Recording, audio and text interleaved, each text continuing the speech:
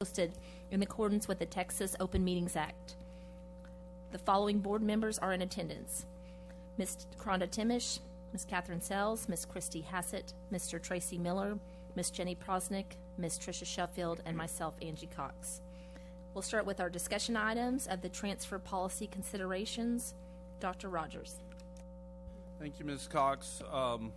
For the board, I know you'll remember probably a year plus ago we discussed transfer considerations, and actually, as both Ms. Sheffield and Ms. Cox know, this was sort of been pending on our agenda for board workshops for the last year, but we were a little busy last year, so we wanted to make sure and bring this back. So there's some things that we wanted to circle back on.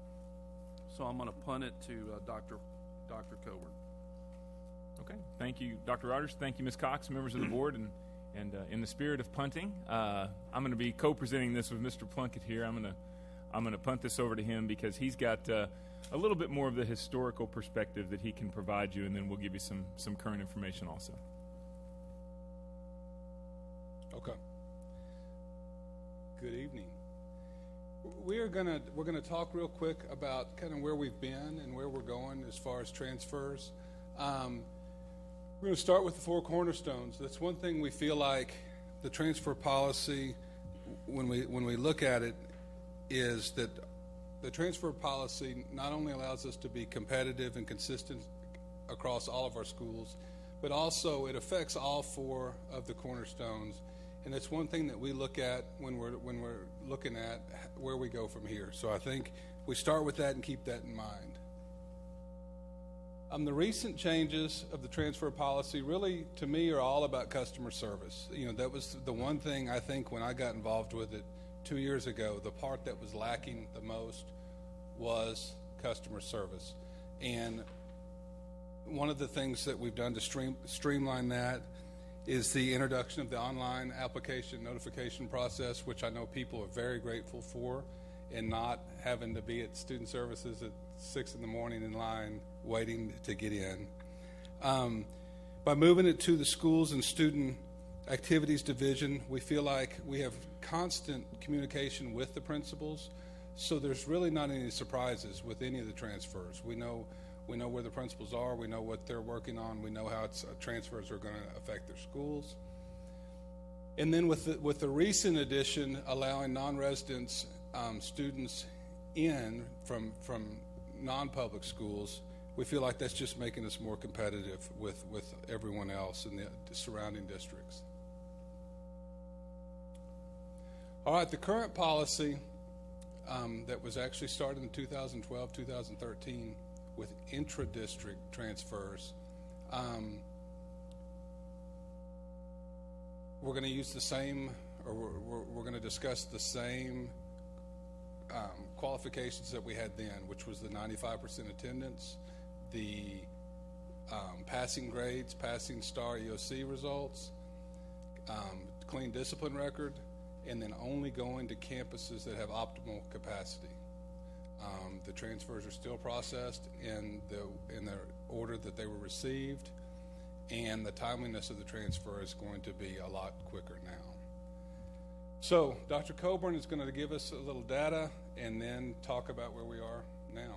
Sure, absolutely. And just to clarify, FDB Local, the board policy gives us, as the administration, the latitude to consider those factors: attendance, timeliness, academic performance, discipline record, campus space, and timeliness. And what we've given to you there in parentheses is the administrative guidelines that we have used in accordance with FDB Local, with the board policy that you guys have set and approved.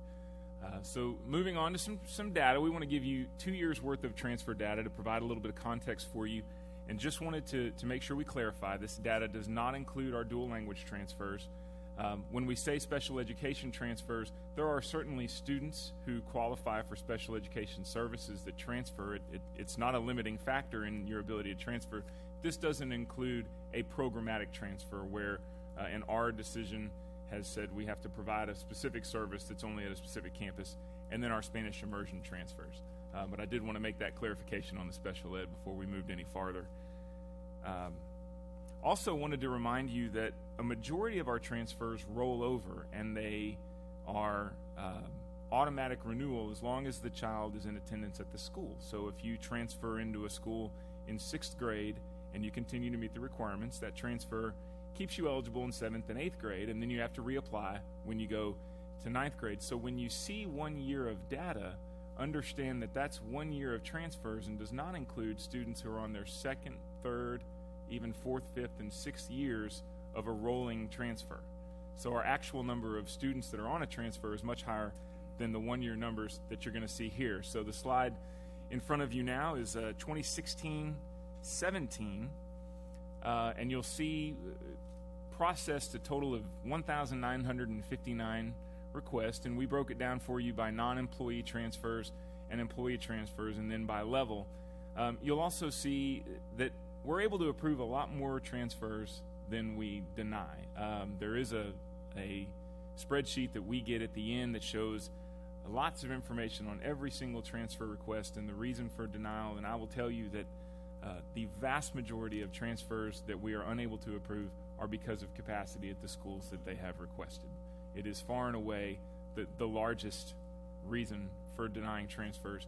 I can also tell you, and this is consistent across this data and the data for this current school year, roughly 20% of the denied transfers initially are approved upon appeal.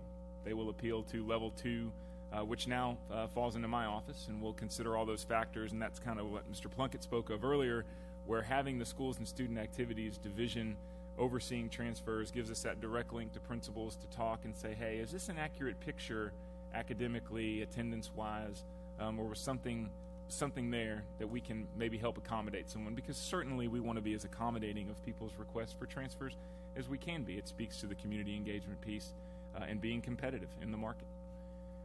Wanted to show you this activity among feeder patterns, and this is the LHS feeder pattern from 2 years ago.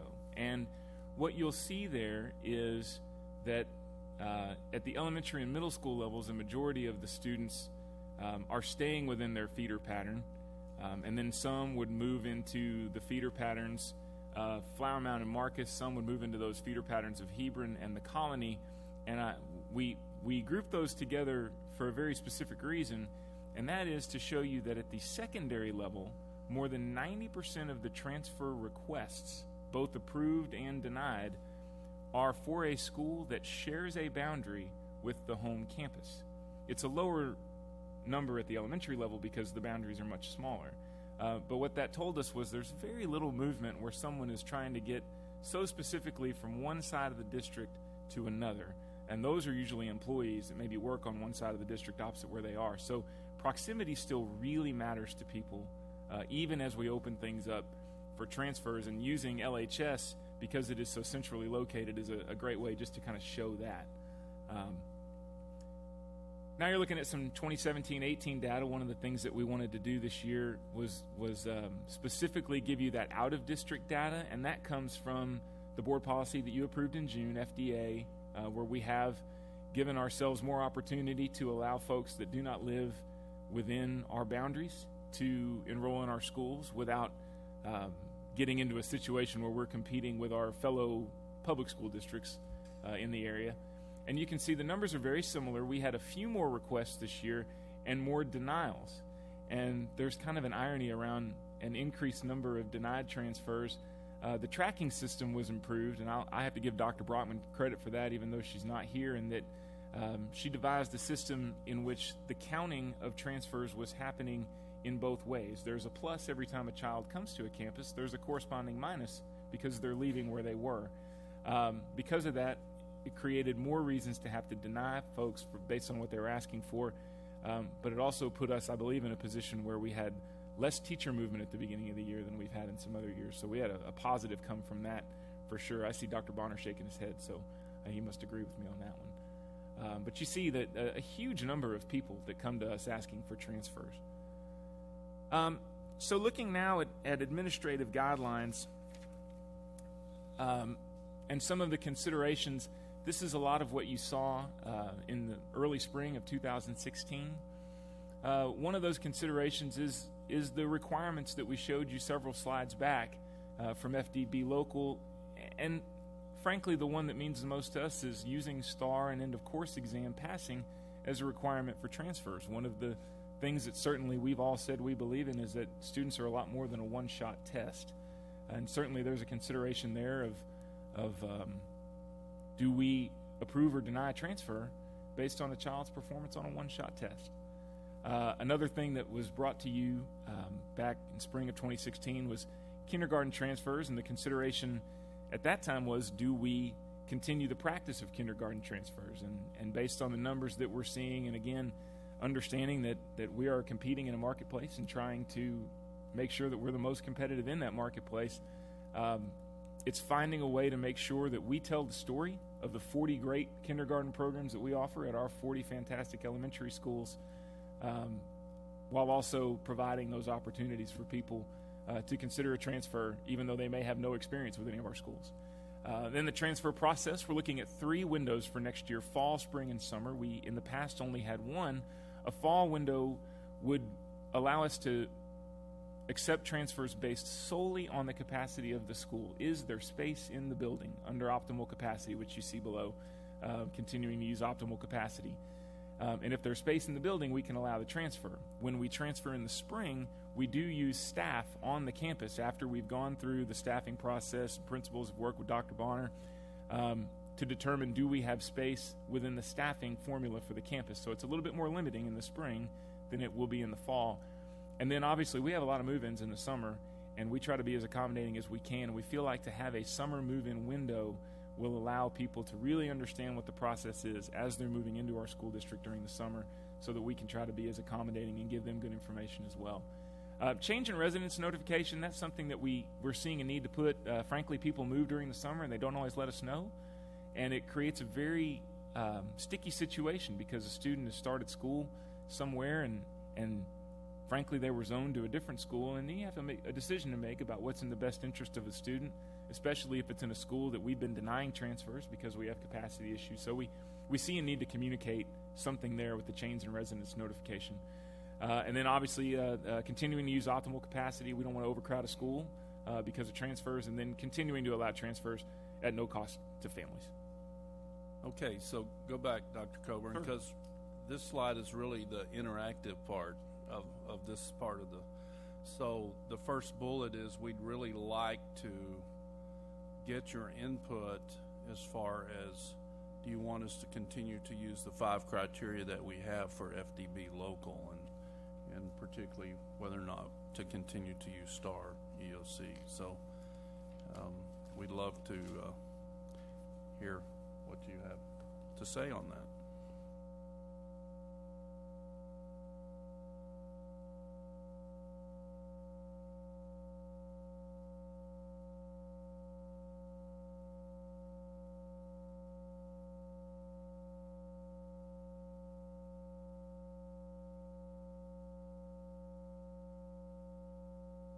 We getting a consensus from the board? Mr. Miller? So I am against STAR EOC. The question becomes, what standard would we use for a student proving that they are on grade level, again, some objective standard, such that when they transfer that we can say they should be there. And so I'm absolutely supportive of a kind of an anti-STAR EOC. The question is, other than a kid just being good and whatever, what would we use? So I know Dr. Coburn said passing. What does that mean if you're a 3rd grader? Yeah, I think if we keep the other 4 criteria, which are grades, which are good attendance, which is no discipline, and then of course the last one is optimal capacity. It's amazing that those first 3 really can tell you a lot about how a student's doing in school. If they're in attendance, if they're have no discipline issues, and they have good grades. So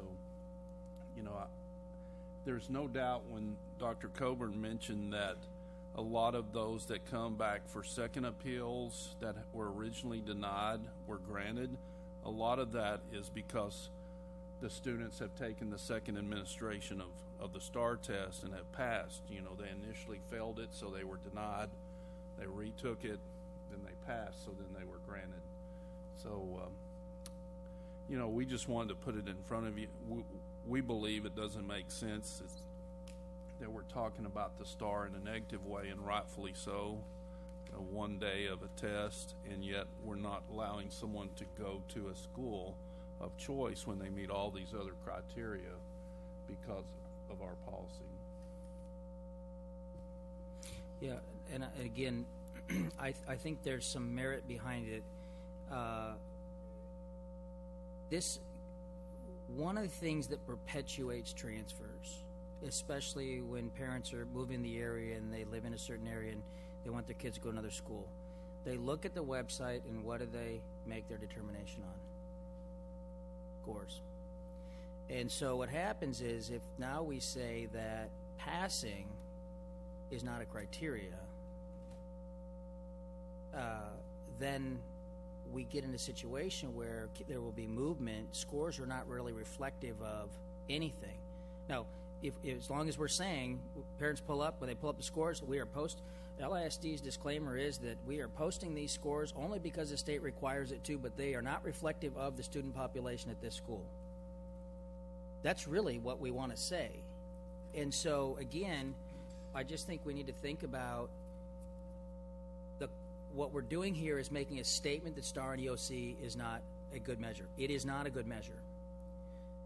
But just like the state has not modified their strategy because they've not been given options, what is there any academic measure that should be applied in the request for a transfer, I guess is my bigger question.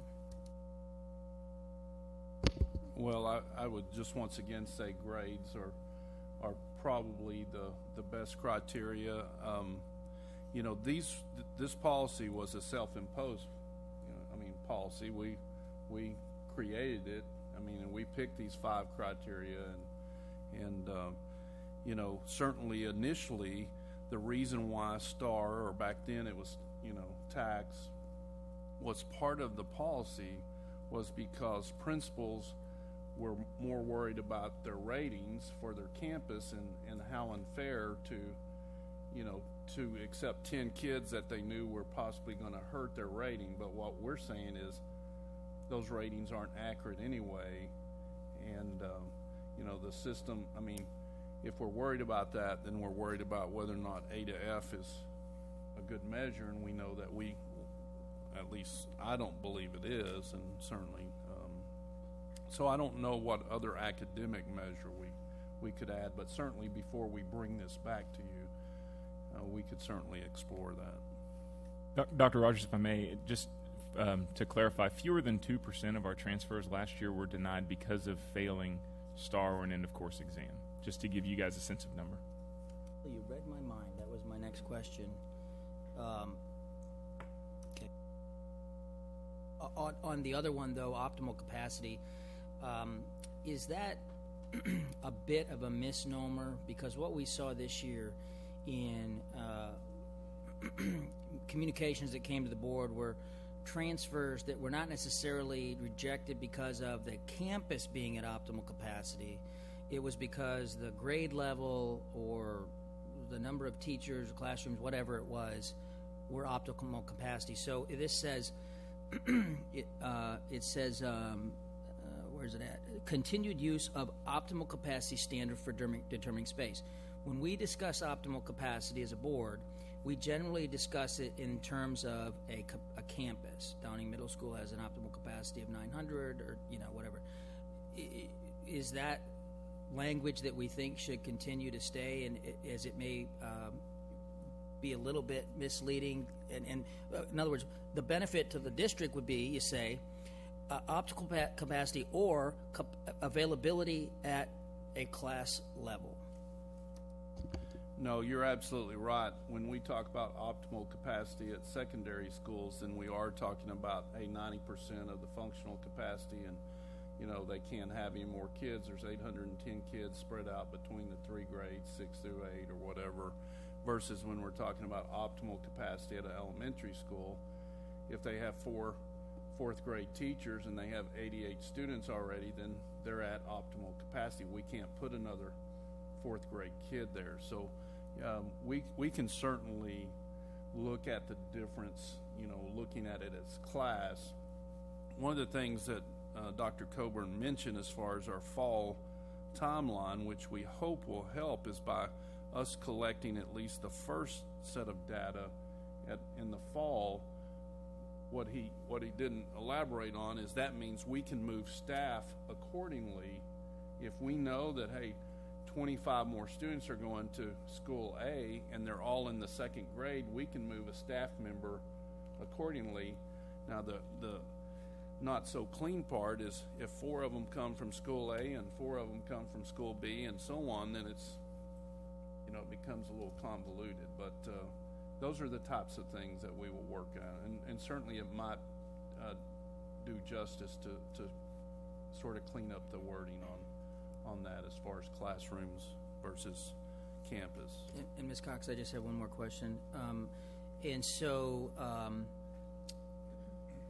Dr. Colburn, when transfers are requested, and outside of staff and that type of thing, do they, in the application or request for transfer, do they put a reason?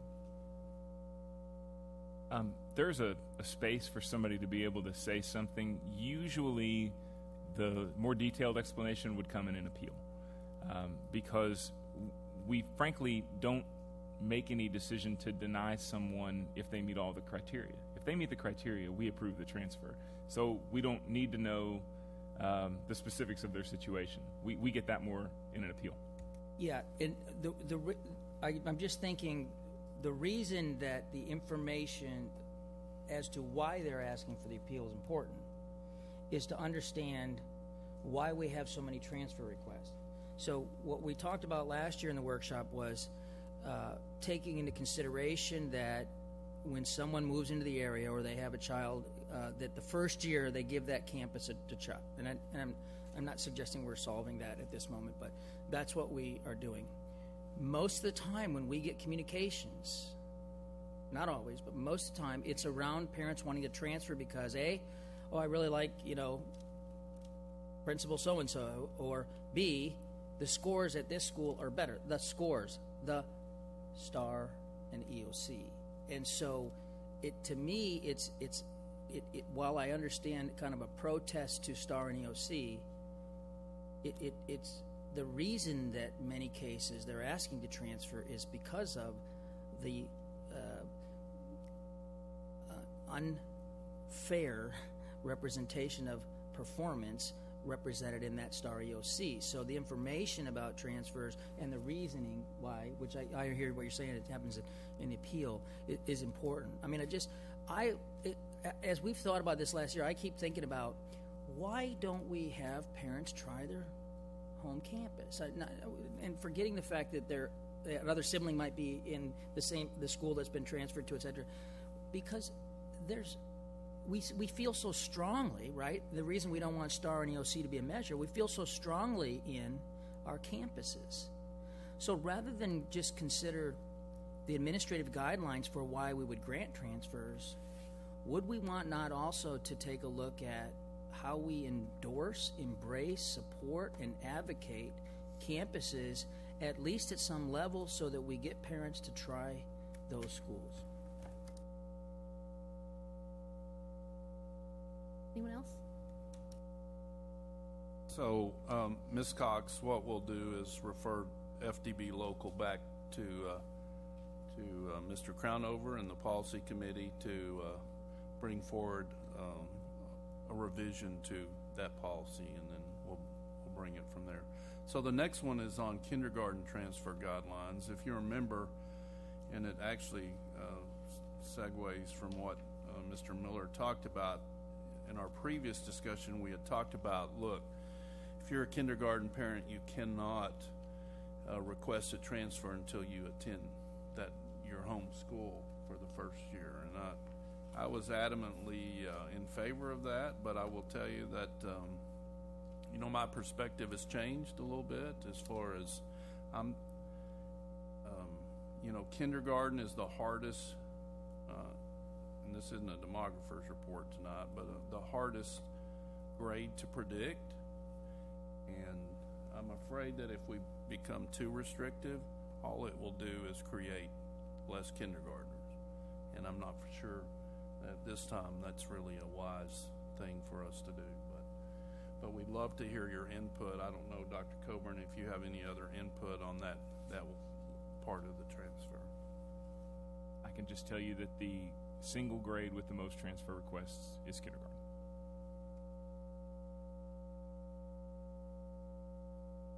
So with our policy, did we have any that tried to appeal it? Or we just said absolutely, was there any chance of anybody appealing it at kindergarten level? At this time, we did not have a policy that did not allow kindergarten transfers. So as we stand now, kindergarten transfers are allowed under administrative regulations. And so no, we didn't flat deny it. But certainly we did have some appeals on kindergarten transfers that were denied due to capacity. There's no other reason to deny a kindergarten transfer other than capacity. So, to your point, because I get the rationale, even though I might not like it. But I have to believe that if I have a kindergartner and I've decided that I want my child to go to a different school, and the district says no, we have a million other charter options in our district, and I think that rationale or the argument you make is sound, in that if maybe we give them an opportunity to come in our doors, we keep them in our doors. So Yes, that's absolutely right. I don't like it either, but I think it's the wise thing to do at this time. I actually, Ms. Sheffield changed my mind as she articulated that. I think that there's, from a kind of competitive options perspective, it's a legitimate thing. I don't like it. I think that it's, at what level do boundaries become an issue, right? I'm zoned for Hebron or Marcus. I don't like that, and I can't transfer out. And, at some point, people have school choice. I think it is why we continue to put pressure on ourselves for our educational options to be the best, and we're willing to compete in that. I want to go back to, though, with what Ms. Sheffield said. I think that's a fair point. It kind of it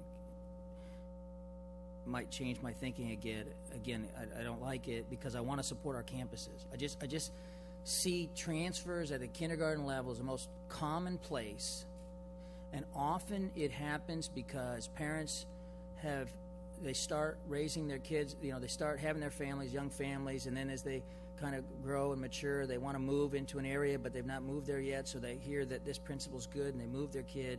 And I know that they could go to another school, but those other schools have a lot more restrictions than we do, by the way, and you have to be passing tests and STAR tests and discipline and everything. Wouldn't it be easier to predict if we didn't have such an open transfer policy on kindergarten? Because when Templeton puts the numbers together and we see what's coming into kindergarten at a campus level, that then has to be normalized against what Dr. Colburn's talking about, which is the most significant number of requests happening at that level. So it just seems like it makes it harder, knowing that that's where the transfer requests are, to kind of say, okay, we expect 1,000, and it's, but we don't know where they're going to go. We know they're coming to LISD, we just don't know where they're going to go. Well, they still have to fill out the transfer request, and if we're afraid that 300 kindergartners are going to all of a sudden show up at school A, we still have some other limits, to that, in that there's space. We don't have room to add 10 more kindergarten classrooms, even if we do that in the fall and we could move teachers. There aren't, that many extra classrooms. So I totally get, you know, what you're saying. I'm just afraid that in today's environment, if we're too restrictive, we won't initially get that customer, and if we don't initially get that customer, we won't have the opportunity to retain the customer. So, will kindergartens fall under the same structure as everybody else? We'll have a fall transfer. So, like, they would be the same as everybody else. Doesn't matter what grade level you're on. That's the way it's been. Okay. That's the way we followed the transfer policy, and we would continue. Okay. And so I also think, in keeping in kind of line with your thinking there, is that we also can't diminish the power of our neighborhoods speaking positively about their neighborhood schools. And I think that, you know, one elementary school comes to my mind, and I have to believe that the people in that neighborhood are championing that school because it's so amazing. So I think that's what I'm saying, within their, you know, so, you know, I think that will ultimately work in our favor. Miller? I want to, Dr. Coburn, so given two questions, if you could, if you don't have the exact numbers, but as a percentage of the 1,200 or whatever, what were kindergarten requests? And then in that, do you have an indication of why they're asking for the transfers? And I'm not talking about kids, you know, that they're in third grade, they've already been there, and we grant them that, right? So just curious, what is the reason there? Is it because of scores? Is that? Again, I'll answer the second question first. In the transfer application as it exists now, it's not required that you give an explanation. So for most people, they simply say, I would like a transfer from school A to school B, and my child is going into this grade. And that really is all the information that we take. So for a kindergartner, again, we don't even have any, unless they did pre-K with us, we have zero knowledge of the child. So the intent, the motive of the parent, I wouldn't be able to tell you.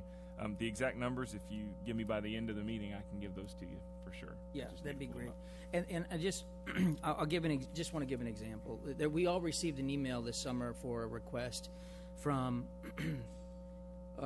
what would have been in the boundaries of Flowermound Elementary to go to Bridlewood, right? And so I spoke to that parent. They actually bought my house years ago, and I really pushed for why Flowermound Elementary was a great school, and I think it is. And I'm saying this for, you know, last time I mentioned a school and principal, I got, you know, I was talked to in Walmart about it, but I'm saying this to advocate the quality of each of our schools, whether they're on IR or whether they're Title I or whatever. I struggle a bit with, we keep the policy open. I think it's probably what we'll do, but we want to keep the policy open so that we don't lose those students, versus really, really focusing on how to communicate with that community. And I think Ms. Sheffield's got a fair point. It's communicated with in the neighborhood, but it's that they talk to a friend at church or in Rotary or something, and that's what happens. So the perception is, got to go to this campus, and then so in that situation that I talked to you, that I mentioned that you guys all see, it was about scores, simply about scores. And I think what we've got to continue to help parents understand is that, you know what, if you look at 3 schools that feed into a middle school, at middle school, those scores don't matter. And it just, there's a misunderstanding, I guess, is the point I'm making. I don't know how we fix that. There's a misunderstanding in many cases that this school's a better option. At middle school, they come together, and at high school, they come together, and they're all good. Ms. Hassett? For me, sitting on the Board of Trustees, I think it's first and foremost incumbent upon us to explain to our community why we don't believe that STAR and EOC are the measure that we require for our students of performance. So we don't have that as the measure for Dr. Rogers for his overall performance. I do not want to impose that measure on our students either. So as we need to have our neighborhoods championing their schools, but we have to do a better job of explaining to our neighborhoods and our communities why the STAR EOC is not the measure that we think is going to be hampering our students' movement or within the school themselves. So I think removing that is a great idea, and making sure that I don't even necessarily care why they're moving. I understand your point of why you want to know, But we need to describe to the community why we don't care that that school is rated by the state XYZ. We just need to do a better job of that within the district, within the community. I want to endorse that, but I also just would like to add, as we do the due diligence, I think why they are asking to transfer matters. I think why they leave, just like some of the discussions we've been having, matters. We've been asking why are they leaving. The information about the reason for the transfer matters. I agree we should be communicating that, and rather than the 7 of us go out and the staff go out and do this, maybe we need to do a more official communication. The LISD Board of Trustees has decided whatever we decide, and that creates some conversation about it as to why we don't think parents should therefore look at the scores of that campus as well in requesting the transfer, because I think that, I'm not, Dr. Coleman, my gut tells me the reason is 2 things. One, they know that they like a campus leader, right? They've got friends that go there. And the second is they look at scores just when, as young parents, like we all do, they look at something, they say, oh, this score is higher, that's a better school. And what we need to do is say, to your point, it's not a better school. They're great schools. I just wanted to say that I think that we as Board of Trustees have made it clear how we feel about the STAR test and its ineffectiveness in judging our students, and so we've set up here and we've made that part of our agenda, and then to leave that, or to even have a discussion about leaving that in there, although I see your point, it's almost contradictory. And so for me, I think that the feelings that our parents have and our school boards across the state continuing to use this as a factor when the test is not valid fuels Austin into continuing to judge us on that. So this may not be a large leap. This may be a tiny, just little step or minuet, but it is something that we say we're not going to play. And so even if it's that little bit, I think that it can help to change the mindset of our parents. And I would hope that we as a board would support what we have already stated.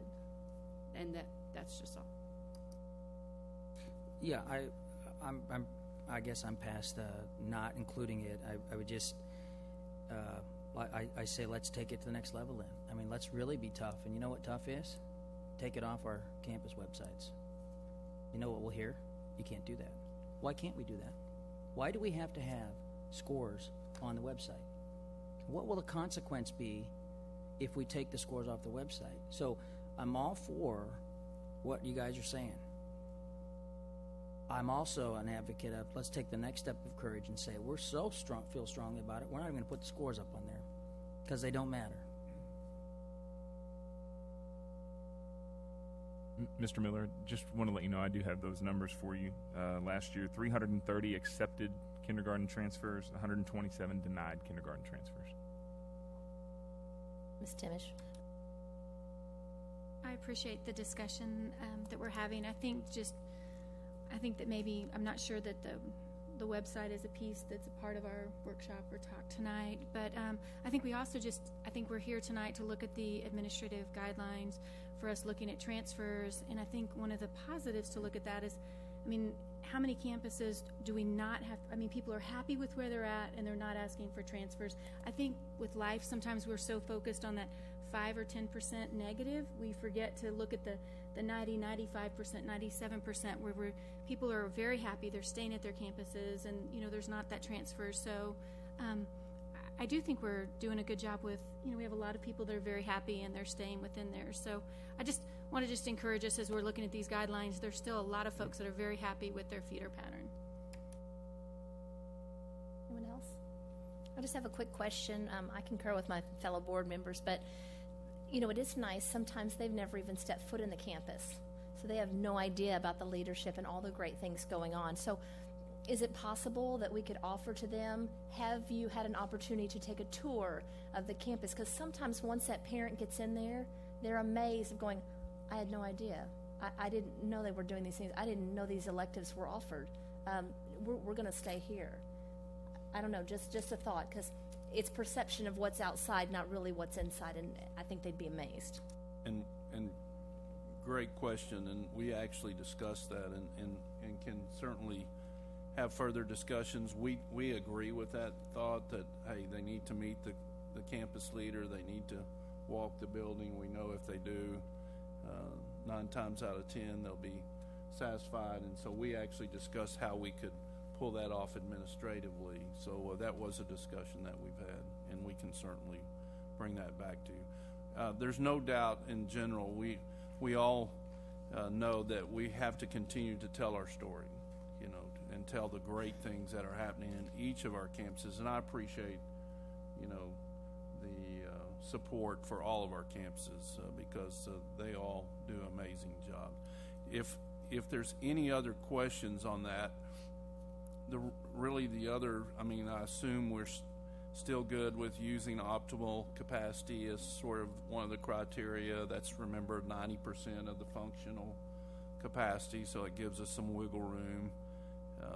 The last bullet was, the last time when we discussed this, there are a lot of districts that charge a fee for transfer requests. In other words, you pay $25, $50. We're not recommending that. We think that $25 or $50 doesn't generate a lot of money and actually just makes a lot of people mad.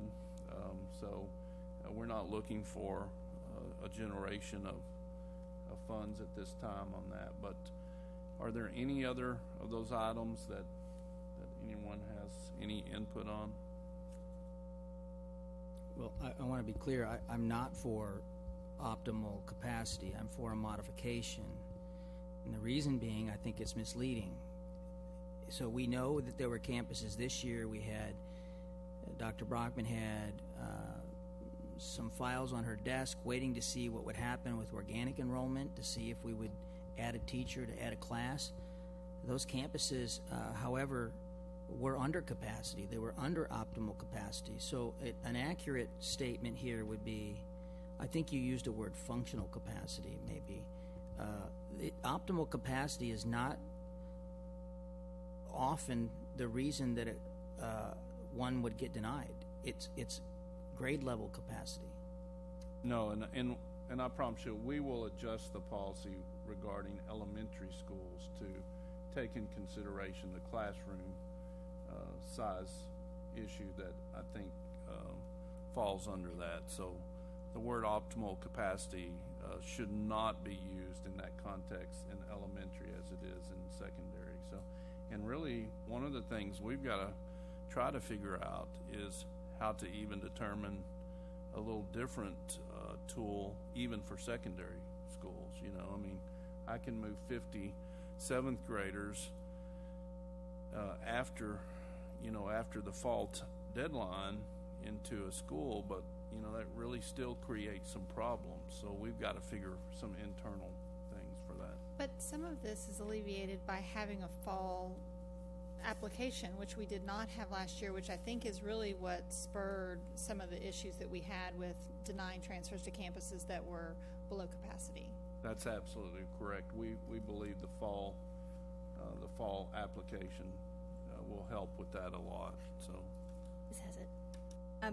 Something Dr. Coburn had said earlier is that in the spring you actually do use staffing on campus, and that the one in the summer was a middle school and not an elementary school, I think that you were referring to. And so you're not in favor of the optimal capacity used at middle school when it's not just optimal capacity, but it's teacher staffing in conjunction with optimal capacity in the spring.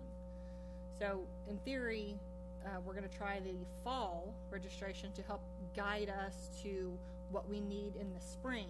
So that should help us this year, and we can gauge its success after we have a year's worth of data.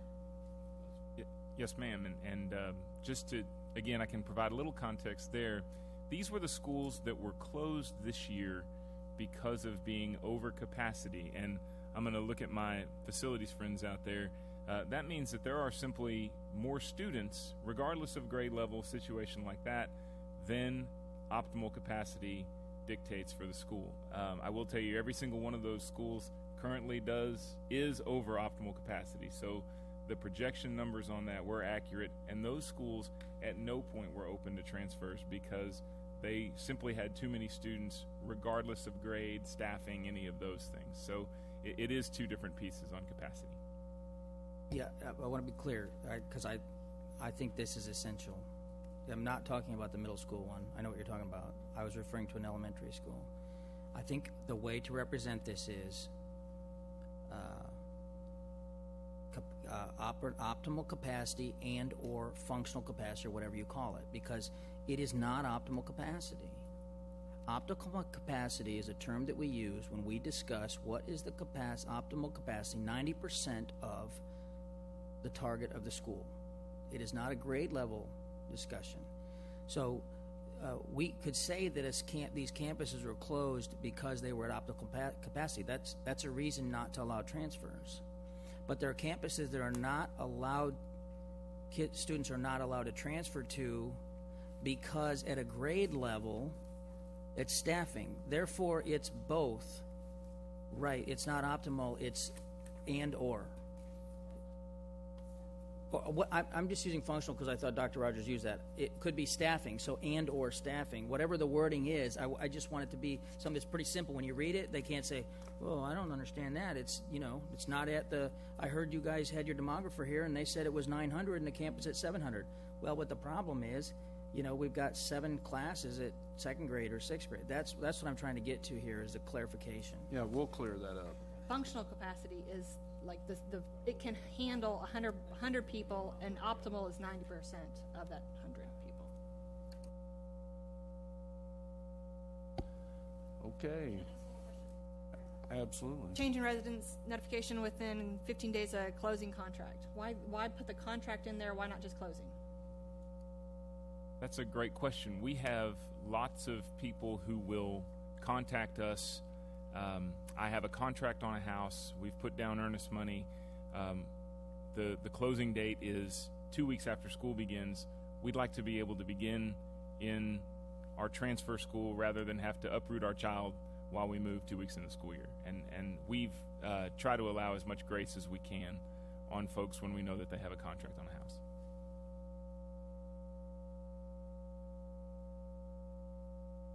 Okay, we're good. Thank you, Dr. Coburn.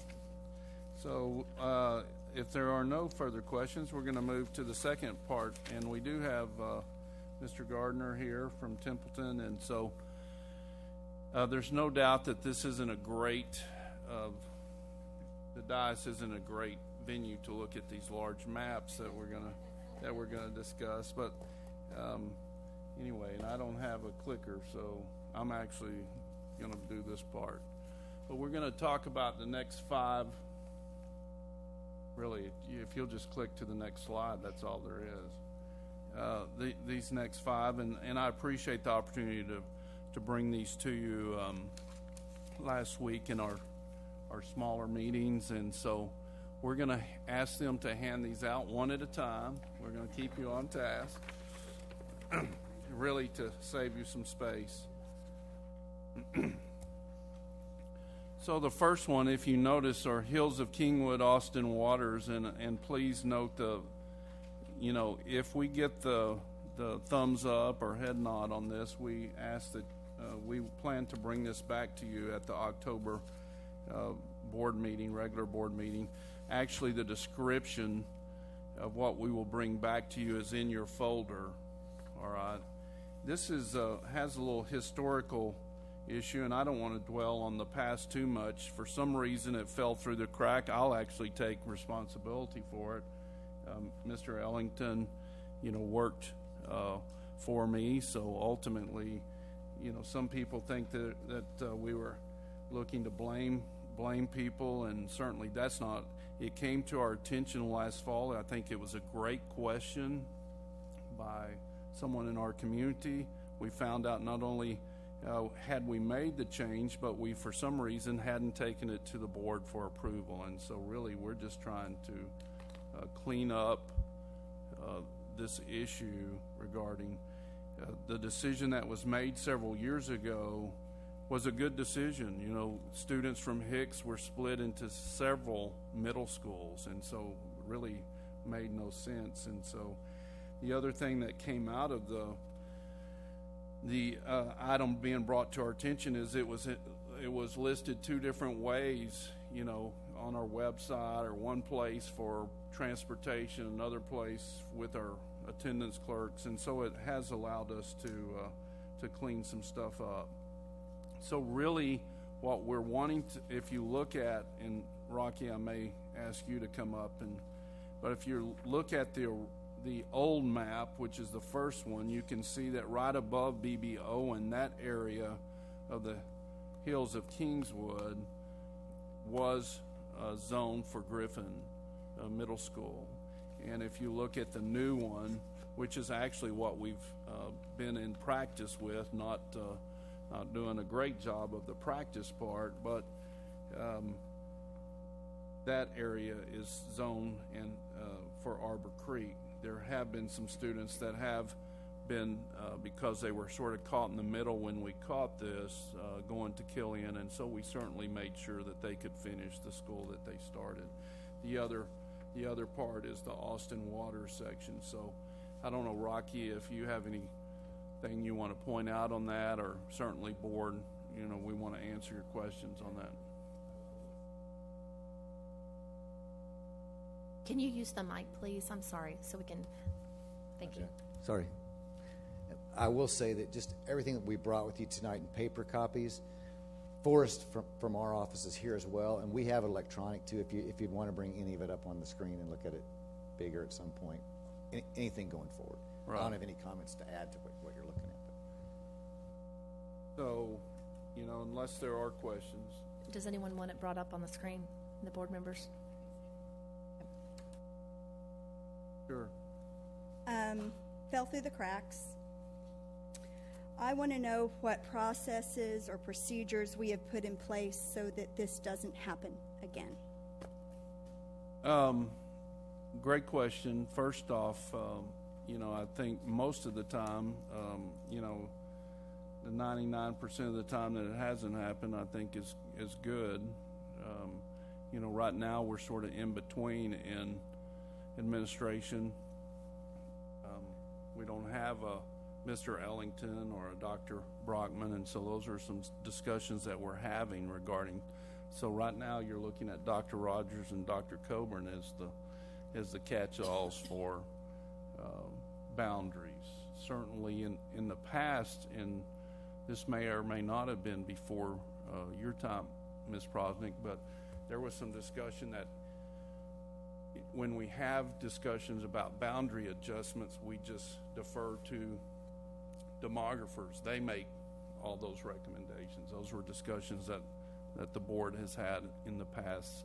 We know that in the future, in these other issues that we'll talk about in front of you, there's always been the expectation that we take it in front of a community meeting. You know, that we seek input, that at least some members of the board attend, and certainly we'll continue that. But we'll draw up some protocols to make sure that this issue doesn't occur again.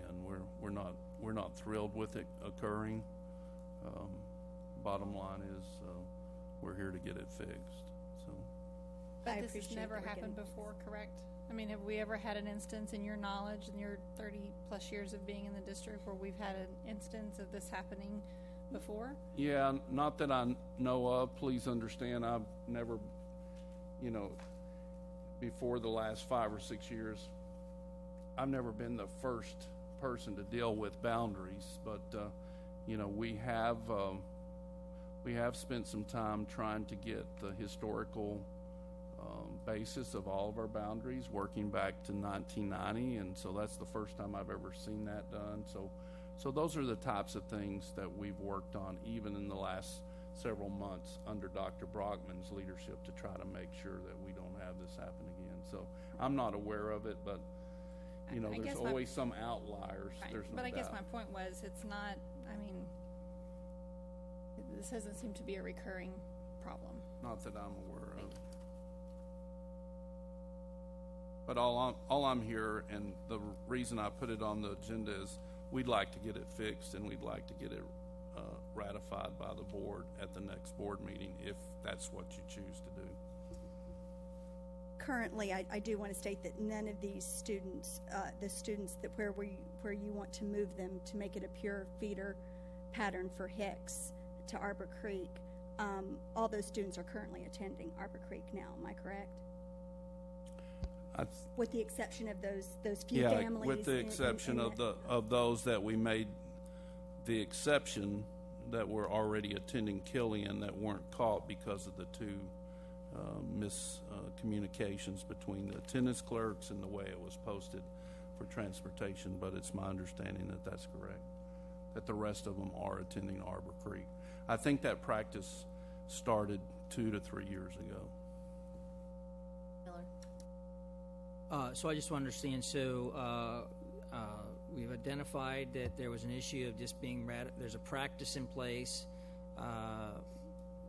I don't recall any appeals or anything since I've been on the board. You all identified it.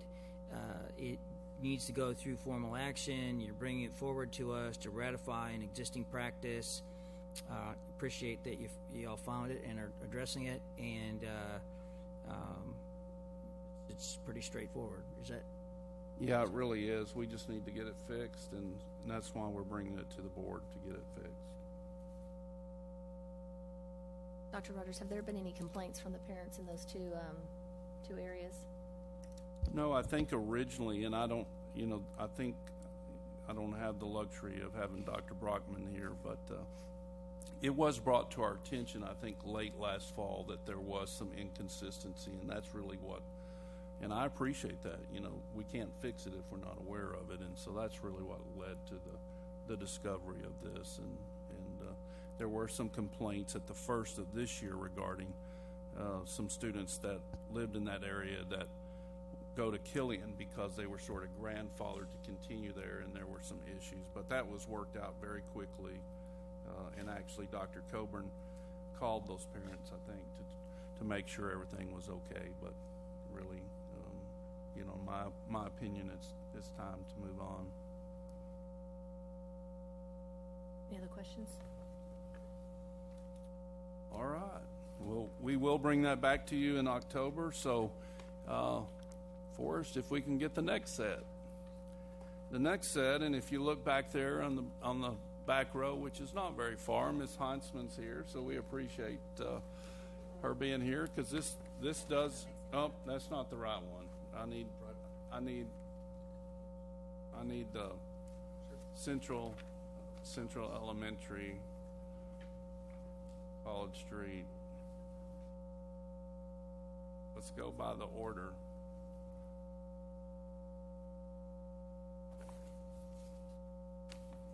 I think that's, yeah, College Street, Central. Thank you.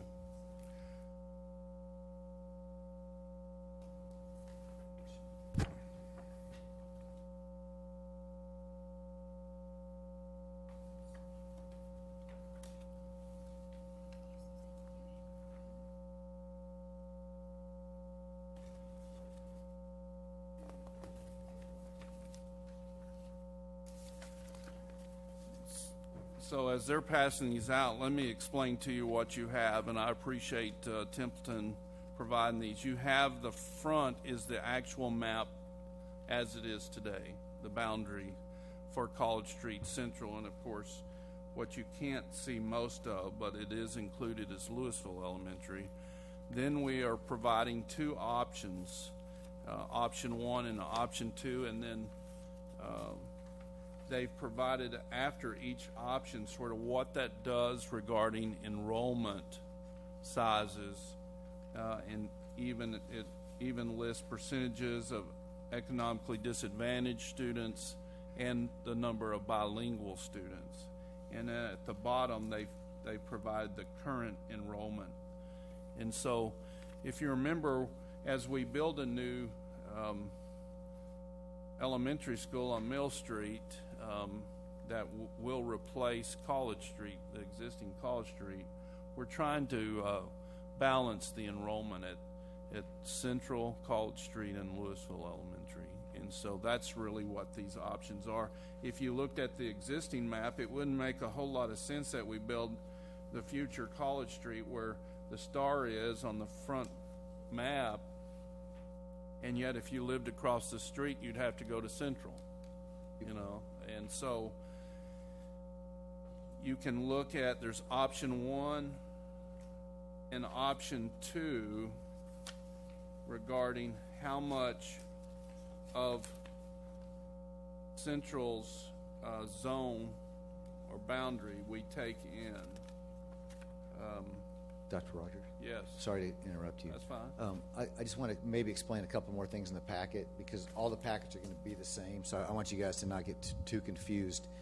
The very top map in each packet is what I would call a source map. It's the current boundary, and there's some numbers on there that you're going to see in each of these little areas, and those numbers represent the number of students that live in that area.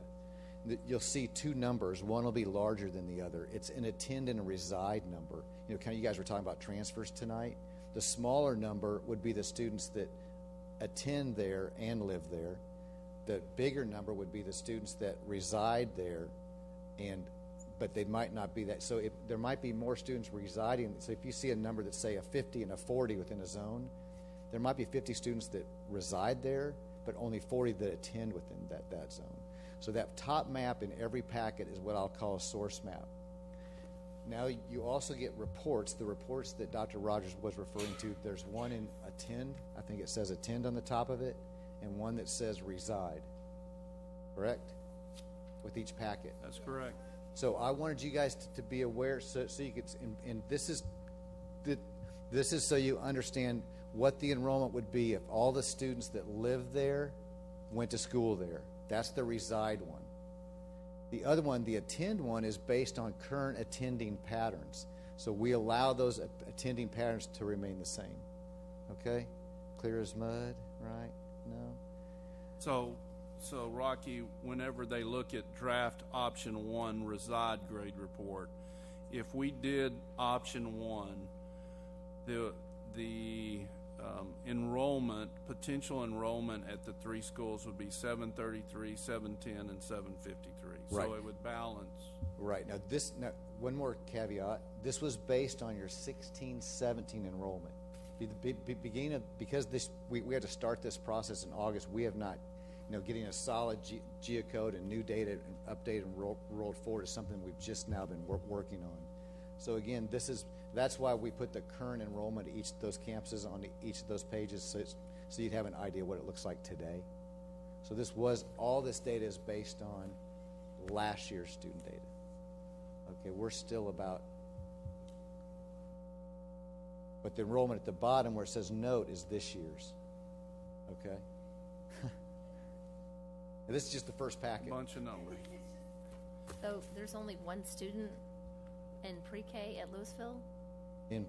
If that's, yeah. There's one. Is that the enrollment report you're looking at? Yeah. Based on the data we have, yes. Oh. Dr. Rogers, where did you get the 777?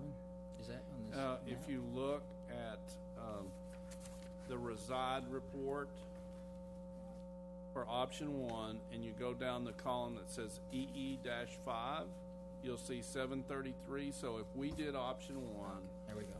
Central would have 733 students, College Street would have 710, and Lewisville would have 753. Where if you look right now down at the bottom of that page in the larger print, Central right now has 920 students, College Street has 239, and Lewisville has 784.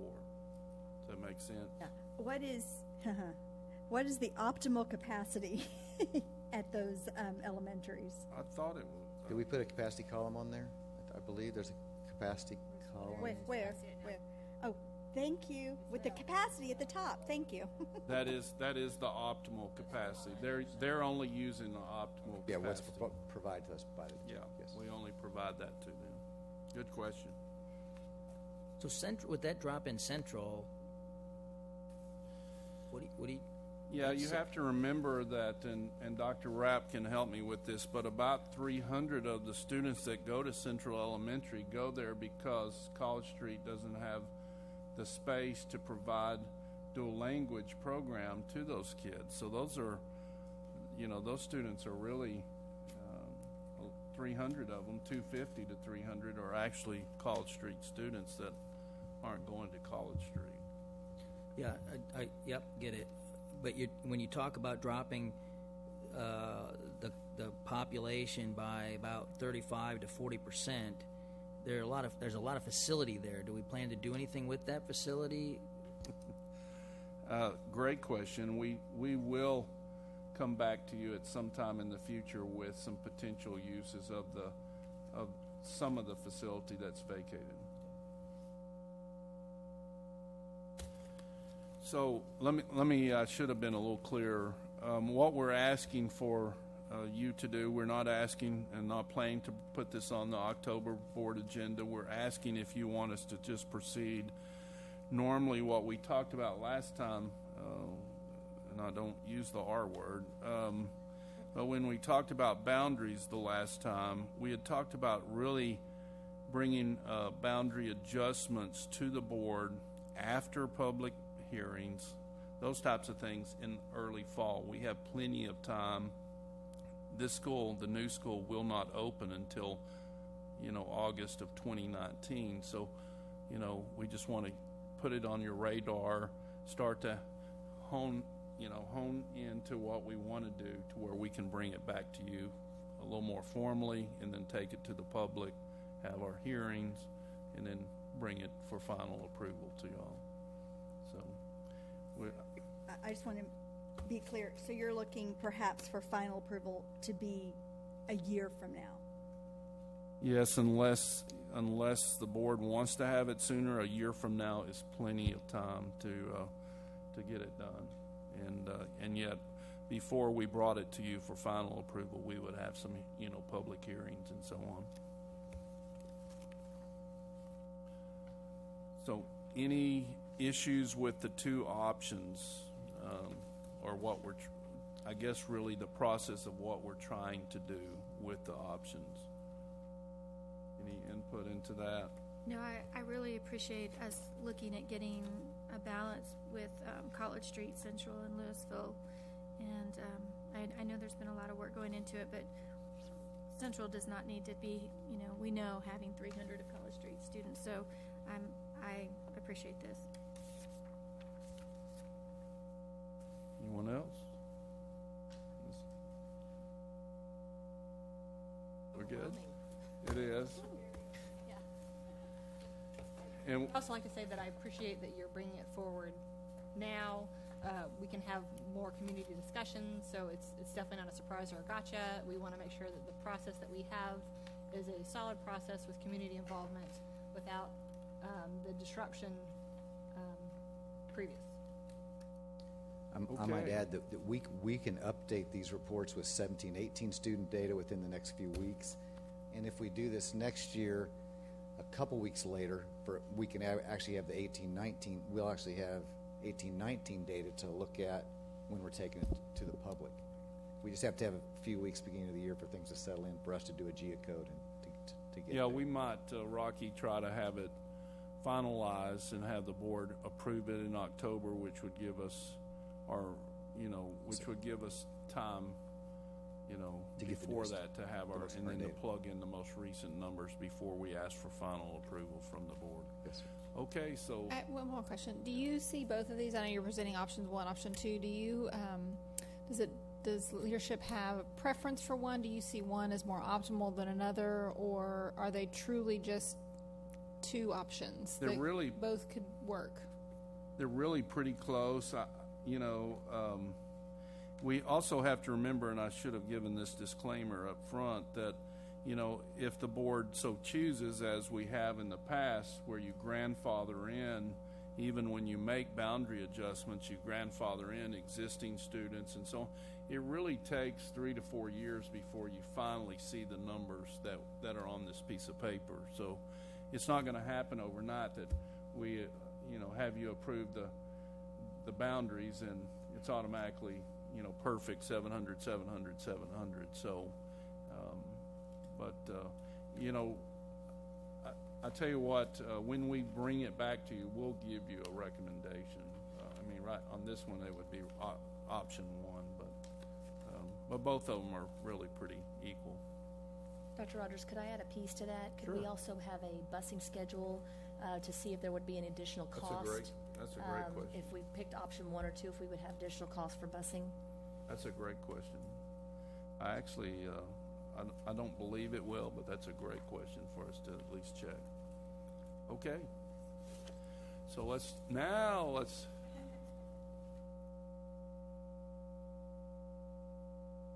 Yeah.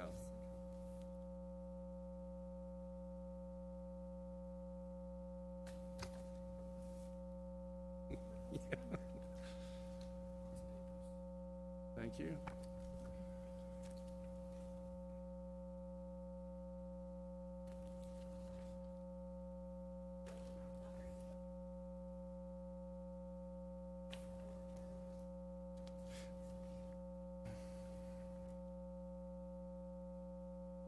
Yeah. Okay, so the next one is Bridlewood Flower Mound Elementary map. As we all know, Bridlewood Elementary, that area is aging out. People have lived there. Their kids have gone to school there, gone through the feeder system. They like the area. They don't move. And so we have a campus that's a pretty large campus that with Bridlewood that has 399 students. And then you also see on this first map that there are some areas of potential growth that Rocky can allude to, and he talked to you when we had the demographic presentation in September. Right, and I'm sorry, go ahead. Oh, that's all right. So what we're looking is to bring some or all of Double Oak into Bridlewood Elementary. So Rocky, if you want to talk about those. Just the green shaded areas are areas where there's currently active development, and the yellow shaded areas are areas where there's future plats. And the little number inside there are the number of total homes that those developments will be at build out. For instance, the 54 that's kind of right in the middle of that top map, I'm looking at the very top map now, is part of Estancia. They've built, some of those are under construction, some of those have been built, but that's just giving you an idea of the total number of lots that'll be there. Okay.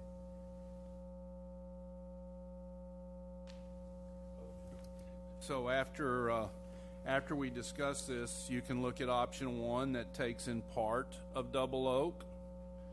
Then option 2 takes in most of Double Oak, and then we actually created a third option after our meetings last week that takes in all of Double Oak. So with the thought process of, hey, let's just make it clean.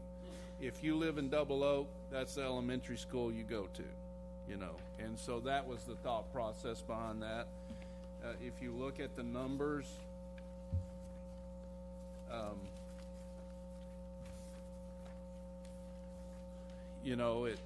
Bridlewood would go from 399 to about 510, and Flower Mound, because of the growth of these areas that Rocky alluded to, would go to 487. Is that right, Rocky? Am I looking at that? Which one are you looking at? I'm looking at option 1, reside report. Right. Yeah. So these reports give you an idea of what their enrollment would be if the plan was in place today. Right. But what we've done is we've lowered Flower Mound so they could take the growth that's coming their way. So they would then, and actually to add more fun to the numbers, by next fall, what we would also include, we would include that a forecast of what those schools then would look like. Because once we have a plan we can look at, we can then forecast what that'll look like in 2, 3, 4, 5, 6, 7 years too. Right now, it's what they look like today, and as we made the plans, we kept in mind where development was and how that development was going to, create refill, if you will. Does that make sense? Is option 3 the one that's all of Double Oak then goes to Bridlewood? Is that correct? Yes, that's option 3. Yes, ma'am. And the red outline on there is the current boundary on those maps, so you can kind of see what changed. Can you confirm, Rocky, on option 3, that it would take Flower Mound down to 391? 417 is option 3. Depends on. Option 2. I'm sorry, option 2. Yeah,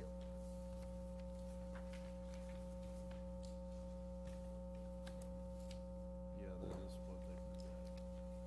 391? Yes, 391. Looking at the That's attend, without the growth. keeping it in attend, assuming current attend patterns remain the same. Now, we never know what transfer policies will, we just talked about stuff like that. We don't know what the changes would have in impacting parents to want to create transfers too. So we just have to base our stuff on what we know today, and so based on those current attending patterns. Can I have one question on the very top map? Just a question on south of Main Street, 250, the yellow possible lots. The Bruton-Rand, Flower Mound Road, and Is that so that yellow. Is that? Yeah, it says 250 is the It's in the Liberty That's the Zone there? lots. Yeah. I mean, this part of that also, there's now a section of that now that's possibly going to be a charter school. So does that reduce that 250? Or Are we talking about the Town Lake development? down there? Lake, Montgomery East? Right. Well, right now, they haven't reduced the loss, but not that we've seen from the reports that you're talking about whether or not that. The very top, the very top corner of that is possibly going to be a charter school. Right. So that would then reduce it from the possible 250 to a smaller number. If they yeah, certainly could. We haven't seen that, but I'm sure I would think it would, unless the plan No, already. that's Responsive Ed's new. It's another Responsive Ed campus. No, that's still there, but this is a new possible. Schools going there. No, that's not Cormdale. Off of There's- 1171 though, in that section, Cormdale's going on the corner. That's the Where's founders. future That's site? the founders. Future spot of Cormdale.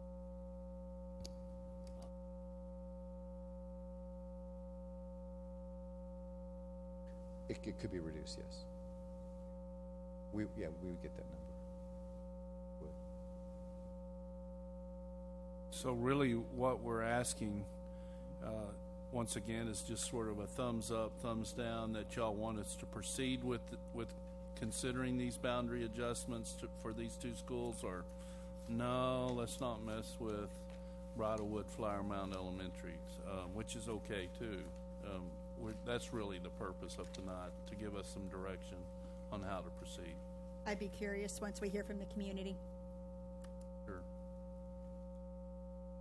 I do think that's a great question that we'll want to do with all. I do think there's a lot of Double Oak residents that wonder why they do not go to Bridlewood currently. Yeah.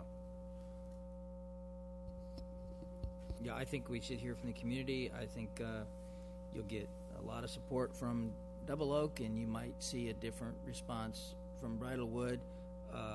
To be clear, we're just talking about north of 1171 here, right? We're not talking, okay. And then, I don't know if everybody knows this, but Flower Mound Elementary splits between Downing Middle School and Lamar. So not all these students go to Downing. So we're fixing an elementary issue that feeds to the middle school. That's really what the issue is, and this is going to basically invert this, where Flower Mound Elementary is the bigger school by population today. All these models have us. Bridlewood Elementary would actually, and again, this is not opinion. This is looking for the facts. Be the bigger school. Yeah, it would be the bigger school, but correct me if I'm wrong, Rocky, but we haven't and really can't yet factor in all those, lots that are potential lots to be sold. And so that hasn't been factored in yet. Right. When the changes occur, Bridlewood would become the bit bigger school, but Flower Mound would eventually begin to grow with some of that development. But that's Bridal going. was also a larger campus. Yes, it is. So, Much larger. would that be one of the things that, I'm assuming when you look at this in a community capacity, those feeders, that people want to know, right? This is the middle school I go to, but would we be perhaps creating a situation where we wouldn't have to split an elementary? I mean, would some of those kids that are now going to Downing from Flower Mound Elementary, would we be able to capture Flower Mound Elementary feeds to this school and Bridlewood feeds to this school? If you give us the go-ahead to move forward with looking at these elementary boundaries, we'll certainly look at how it affects middle school and bring that to y'all as far as consideration. And certainly we'd want to look at it. I loved Mrs. Cox's question, so I'm assuming you would do that for all of them regarding the buses. We're going to look at buses. Okay. And then what timeline? What timeline are we looking at? Once again, this, because the school's there, we could certainly expedite it, but, I think it would make more sense to bring all these back to you next fall. That gives us plenty of time. Like I said, it's not going to happen overnight anyway because of the grandfather, rule. So unless you want this one expedited, I'd look to bring all these back to you next fall. Thanks. Dr. Rogers, when could we anticipate community input? Because I think that's first and foremost. That would be next spring. Once we sort of finalize, okay, here's our two options, and I think it's always beneficial to give people at least two options, then we would have some community input late next spring before we bring it back to you for final decision next fall. We're good? Any other questions? Next. The next few get a little more difficult. Sorry.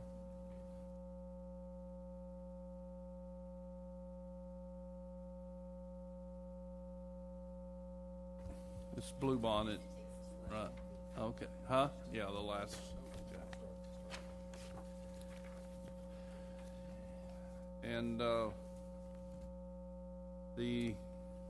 while they're passing those out, we're using part of the rationale of having this discussion with you, particularly about some of the areas in the Bluebonnet Old Settlers area before they become inhabited. It's much easier, as we've sort of discovered on the east side of our district, if we make decisions before people live there about what schools they're going to go to. So the question, as we know, is Bluebonnet in general is projected because of the growth in that area, because of Lakeside DFW to, become overcrowded. If you remember, even the FAC considered whether or not to recommend a 10 classroom addition for Bluebonnet. They're a little under projection right now this year, so, but you see these areas to the very bottom of the map, the 437, the 53, those areas, Rocky, can you explain what those are again as far as? Well, those are future developments. I mean, Southgate is already, they've began working, they're already working that's the one with 437. So they've already began working the land there. The smaller one is just 53 lots. Right now it's called the Graham Track. And so those are both futures that don't have any homes on them yet. As well as that, I guess the one with 50, with the up there with 95 lots, that's also a future. So again, the yellow represent future, the green is where there's activity. And so, yeah, these are just some preemptive moves. If you look at some of the data on enrollment data, Old Settlers currently has 559, and it is a large campus. I mean, it's, I don't know what the enrollment used to be, but it certainly can hold a lot more students. It has a larger footprint than Bluebonnet. So the question, really, there's a couple of questions. One, do we want to do something with these areas that are uninhabited, you know, before they're full? And then the second thing is, you look at Bluebonnet's map and see all these growth areas that he has on there. Do we want to make some adjustment even to current Bluebonnet's boundaries? And of course, if you do that, then it would mean that we might want to look at part of Lakeside DFW that's on the same side of the highway. Now, 2499 is that highway. The question that you run into is, okay, proximity. They're all bused, I think, is because they're crossing, you know, major road. But you can see the proximity from Lakeside DFW to Bluebonnet versus going up 2499 to Old Settlers. But Old Settlers is very much below optimal capacity as far as facility. So I have a question also on the lower regions that we share with GCISD. Are we going to discuss like 255 in that teeny section of 53? Are we going to discuss any issues that we might have? I would hate to split a neighborhood into two separate districts, especially if, you know, a couple houses in 53 touch GCI. I mean, I'm just wondering how would we discuss it with other? Well, I would, the 53, that could very well just be the way that polygon's drawn right now. Right. I don't think that there's a question there. Now the Lakeside, that 255, I don't know where those fit. That is it's you know they're building that tower first, and you know, so Apartments. So there would be, in a higher end apartments, would be less children. Right. So those are going up first, that tower, and then these that's the 52 in the green, and then there's that green area. I don't know. We don't know how much that's where they're going to build the housing yet, but typically. We work with many districts where subdivisions are, you know, the district lines aren't moved. I mean, so we even work with districts where apartments have, some buildings are in one district and some buildings aren't in another district, and it's an unfortunate challenge that. But since it's new, can we at least have discussions with GCISD? Before it happens. yeah, I'll be more than happy to talk to Dr. Ryan. I imagine he's going to take the same stance I am. I don't want to give up the part that's LISDs, and he's not going to give up the part that's GCISDs. But we can certainly chat. Mr. Miller. So two questions. One, I think on that issue, I think it's a fair thing to bring up. It's my opinion. I'm just giving an opinion. I wouldn't give up anything, right? It should not be our practice or custom to modify, give up, or try and acquire students because a developer or a commercial business that's a for-profit business is trying to build something. I get why it shouldn't happen. I think Double Oak, and it happens everywhere, Double Oak has 3 neighborhoods, and they go, you know, to Denton ISD and with that new area out on 1171. I don't know. I think there's a couple ISDs they go to, right? So I think it's a fair thing. I agree with Dr. Rogers. I mean, I hate to give anything up. So hey, but if GCI ISD wants to give it up, I think let's go for it. Maybe you and Ms. Cox can negotiate that. Second thing is and I know you're going to come back with more solid information, but when I look at this plan, unlike some of the others, there's a very natural representation in option 1. From a boundary perspective, unlike what we've been able to see in some other things. So option 1 is looking at, I believe, that's Round Grove on the north, Long Prairie, that's 2499, and then I guess the blue, solid blue, is 35. Would that be right? No, to the right, to the east. What's the east? Oh, that's one of our schools? This is the Lewisville feeder. Okay, This is the end okay. of that feeder. Okay, so what I'm looking at then is whatever that solid blue line is, Rocky, to your right there. Yeah, so That's a high school So in boundary. other words, could you go to option one? Yeah, can you go show option one? I guess that is option one up there. That's the high school Option one is, This is just where the I'm just trying to use that, that's the one I'm looking at. So that's just, to me, that I look at that and I go, that's pretty natural. Right? That's pretty natural boundaries, where the other ones aren't as simple. And so in that case, why wouldn't we consider one that's pretty natural in its separation? Proximity would be what we're talking about here is the elimination of the southwest portion, and that's really about it. To be within the Bluebonnet feeder zone. And again, I'm just trying to understand. I don't really know what the right answer is. So in this, it just seems like there's a natural separation here, whereas in some other the things we've seen, it's just not.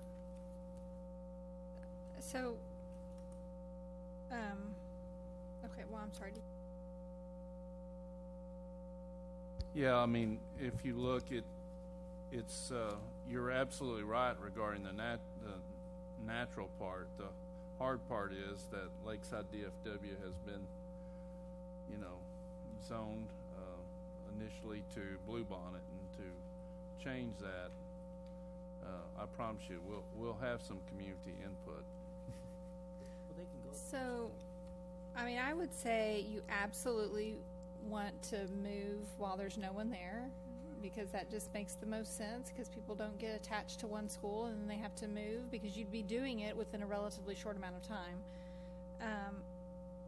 So I guess the question I have is, well, on option 2 you have the cutout. Why would those students not be sent to Donald as opposed to Old Settlers? And then, because we still have the McCamey issue, right? So if we're sending more students to Old Settlers, we're then also sending more students to McCamey, possibly, unless it's, well, that's what I'm saying, but if you, right, okay, so.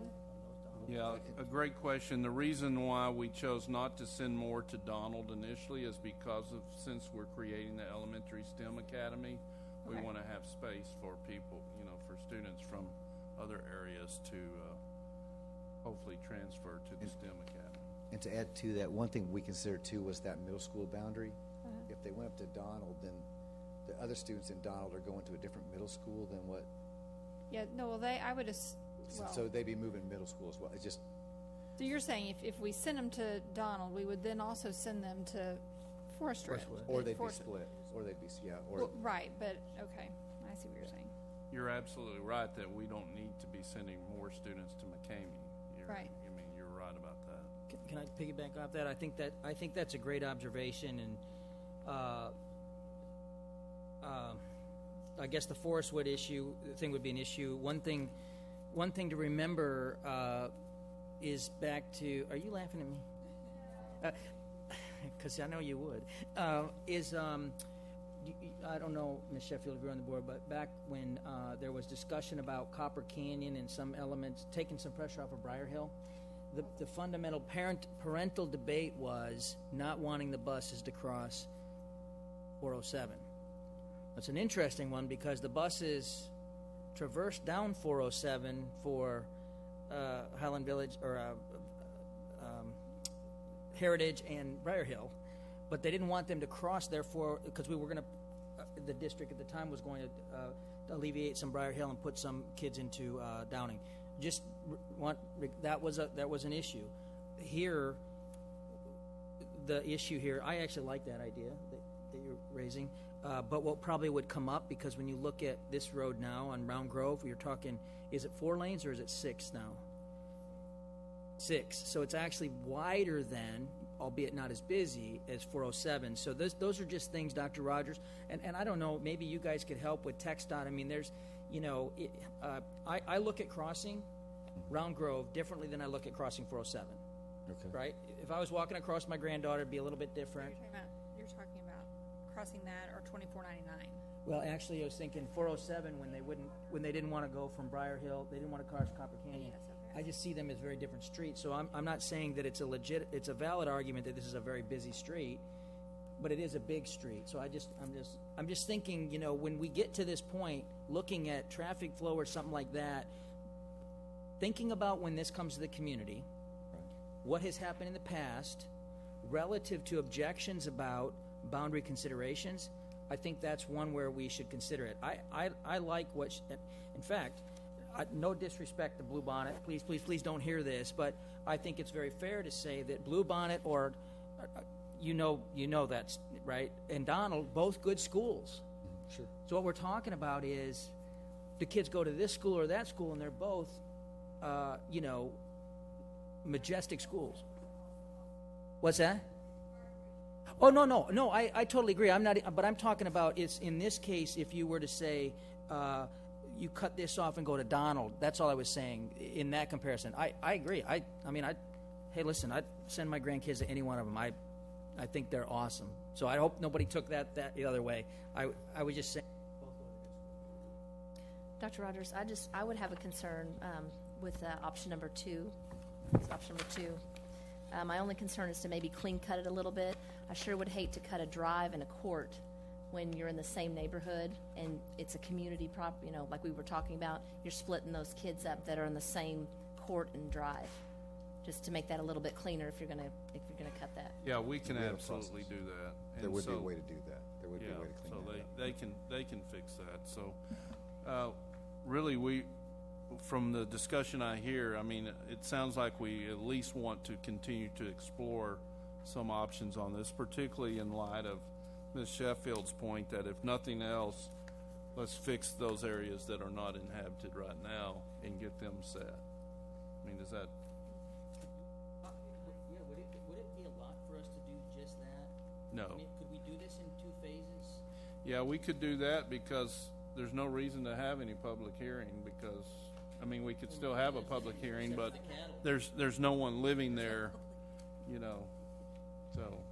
so we could do that sooner than later if you'd like. I mean, You're talking about the 53, the track, the 53?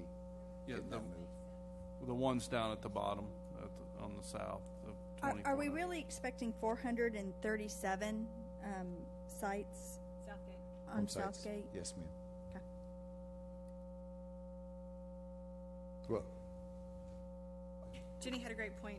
On Southgate, the part at south of 2499, right near Dalton's Drive, then why don't we keep 2499 clean all the way down? Yeah, all the way across. Because that little chunk is still going to Bluebonnet in that one. Before he answers, could say it again so we can see it? I can't see it. Right here. Right here. I think that makes a lot of sense because you're talking about a major Right road, here? not like Yeah. I live the street over Right. from you. Yeah. So- Right there. Why we don't take this? yeah, it's up on the screen there too now. All the way across. So you use 2499 as the Yeah. as We the already have division it. point. So Yeah, you'd that's what you're split that using. development though, correct? What? We'd be splitting a development. You would, but I think the point being made is that Good time to you're do across it's a major road. It's not like, oh, now I can't walk across the street to my best friend's house. Worse than 407. No, I think that's a great point. It's And not a and I think the cul-de-sac. development won't seem, with that big of road, it's not like they're gonna have a great attachment to each other, I more would than think likely. if we have buses that are going in there, they will just continue through that area. Right. We I think it won't would. have that. To Mrs. Cox's brilliant point earlier, when we look at the bus pricing and the routing, I think that would make a lot more sense to continue that bus route all the way just south instead of having to have a bus play Frogger across Well, I love a the good road. Frogger. And we could get those numbers of what numbers those would split to from the developer. We could kind of look at the plats and we don't, for all we know, that's a different, he's developing something totally different on the south side, so. So what I hear is that we'll bring back at least these areas that are uninhabited for the board to take some action on I'd ask that we be given at least until November to get that done, but anyway, we'll bring it back to you soon. Mr. All right. Miller. Mr. Miller. Thank you, Dr. Rogers. Rocky, the South Gate that we were just talking about, that is only a FLOMO development, right? It's not GCISD. No, Okay, there's no GCSD. so that is, and I love Ms. Sheffield's point because I know this is going to be controversial, but now we've got to think about. Oh, okay. Never mind that. But I did want to. I think the busing thing was important, and Ms. Prozic just raised it. I want to. What I can tell you about the Double Oak piece of it, our busing costs would probably go down unless utilization went up, because you've got right now that Double Oak piece is all driving down 1171. By the way, remember other schools don't want to cross the road. Anyway, there should be a reduction in cost there, unless there was some substantial increase in ridership, I think. Now, I don't think that's going to be the same in other places, right? That's it. Do we have, like we do for transfer guidelines, do we have any administrative guidelines that we would develop, that we would tend to use for you didn't call it the R word, what did you call it? Boundary adjustment. Could we develop a set of administrative guidelines that we would tend to stick to while evaluating boundaries? Like a rubric. There you go. Something that would, huh? Like a priority. Boundary priorities. Yeah, like a priority for when deciding boundaries, what those are, whether they be a major highway, a neighborhood, natural boundaries, water, things of that nature. I think it would be a great idea for the board to adopt some guiding principles or priorities as we look at boundary adjustments, that, hey, here's the top 3 or 4 things that we want to try to stick to as far as guiding principles. So, and I'll also, when we present this later, we'll present how the when we grandfather kids, how that works too. So, Dr. Rogers, if this is my last comment on this, I just want to make sure our attorney's still with us. I think administrative guidelines are really important. Yeah. No. I think it's a great point, Ms. Prosnick, because oftentimes decisions are made and they're maybe codified, but it's post that, right? So to the extent that we can, and to the extent that we can write the language, I'm just thinking a little bit about optimal capacity, right? It's optimal capacity and/or, right? So what we communicate is not subject to some interpretation. I love having something in advance that we discuss, so then we go into public meetings, we can talk about how we're going to try to make it work in that, and so the way we say it, it would ease some tensions. Well, and I think even to Ms. Cox's point before, to be very cognizant of that we're not splitting a street, that and even when you're going right down the middle of it, I mean, we need to be fine-toothing this. And because I was already in my mind thinking, I'm going to go drive some of these, because some of these I don't know well enough to make that determination, and I think that we need to be on the forefront of that. Yeah, you want to go?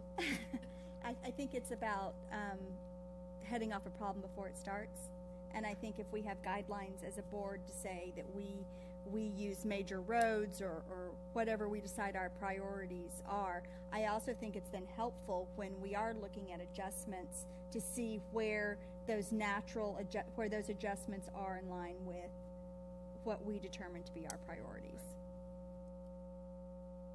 Anyone else? okay, last but not least, Josie Lane Elementary School in the Colony. I just listed it as the Colony General issues. So really, as we discussed in small groups last week, the question is, do you want to fix just some boundaries for the new Josie Elementary School, which while you haven't been asked to approve, projected would open in the fall of 2020, so we're 3 years out. We've got plenty of time. The question really, where we'd like some direction, because this will take some work, I mean major work, is do you want to fix the bigger picture, and that is the colony feeder patterns in general as far as elementary schools. So that's where we're at. We didn't even make maps. We're just gonna project it and sort of show you. For instance, look at the map that's in front of you, and you see Stewart's Creek along 121 is that little strange slice, and you see, of course, Stewart's Creek boundary is up north of that. So now that happened I don't know how long ago, but that happened because that was an uninhabited area, and Stewart's Creek needed some students, and so hey, there's no one living in there, and so let's send them to Stewart's Creek. But it really makes no sense when you look at the map, in my opinion. And so the question is, would we want to use this opportunity as we design Josie Lane Elementary's boundaries to fix some of the rest of these boundaries or not?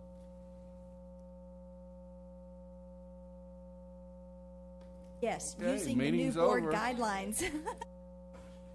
I was just, one of the things that Dr. Rogers had said when we were talking about this was not to kick, are we going to kick the can down the road? And I agree. I think we need to do what's best for students, and clearly there is nothing on that map that is for some of those kids that's best for them. I also think it gives us plenty of time to have good discussions with the communities and to be thoughtful and to be as transparent as possible with any adjustments that need to be made. And we also will have better numbers as we get closer to opening that school off of Josie as to what will work best for all of those schools in the colony feeder.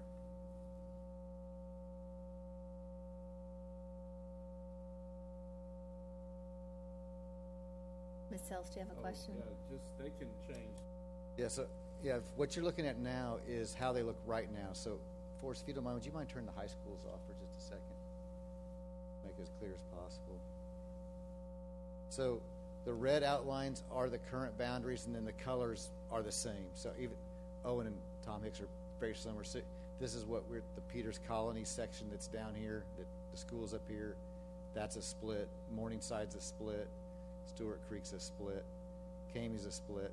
So that's the way it looks now. You see some of the split elementaries.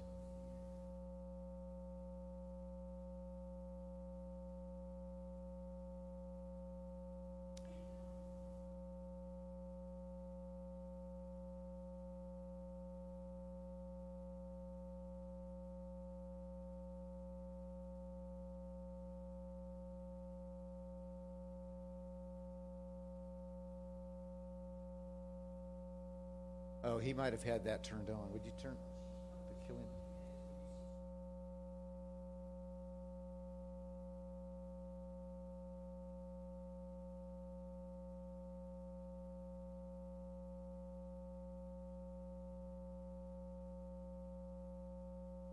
Okay.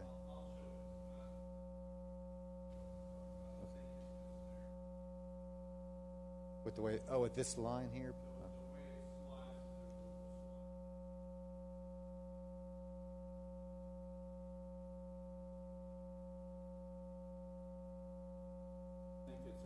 And that's a correction that needs to be made then?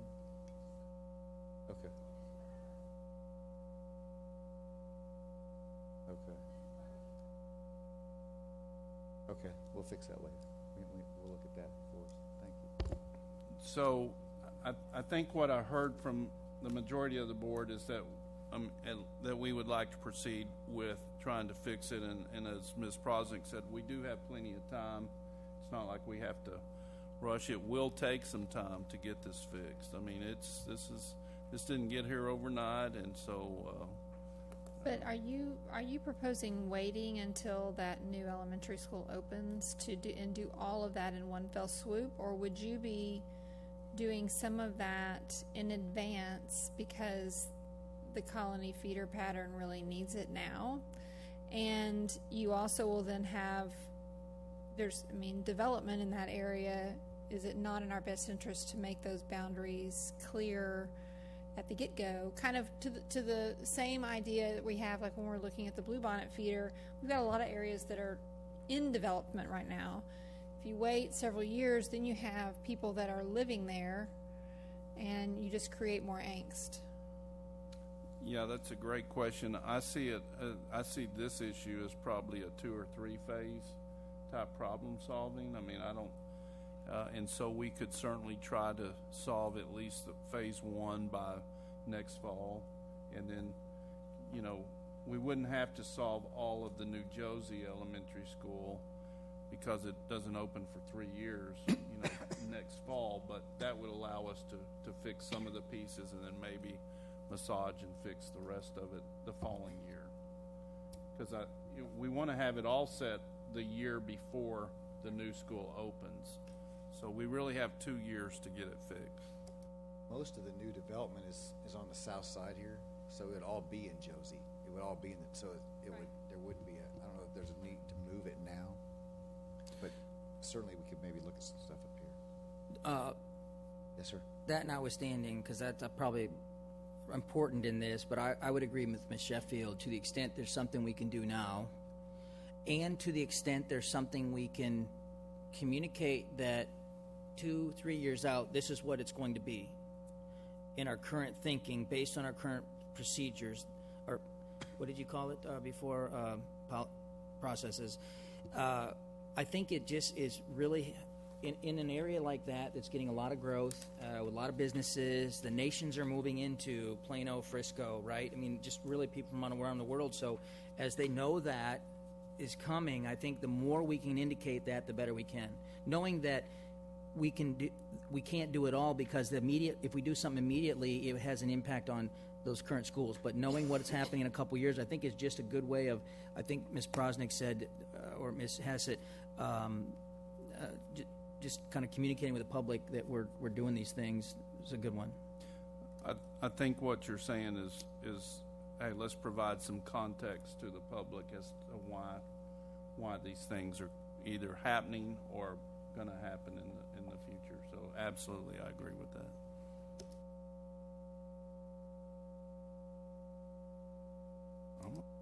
Thank you, Rocky. We appreciate all your work. Pleasure. Okay, the last item is an action item. We're going to consider nomination of candidates to serve on the Denton Central Appraisal District and the Tarrant Appraisal District Board of Directors. Mr. Ball. Thank you, Ms. Cox. Pardon me, Dr. Rogers and board members. This item is an opportunity for the board to nominate up to 5 individuals to serve on the Denton Central Appraisal District Board and also on the Tarrant Appraisal Board if there's a desire on the part of the board. In preparation for this item, we did have a board finance committee meeting on September 15th.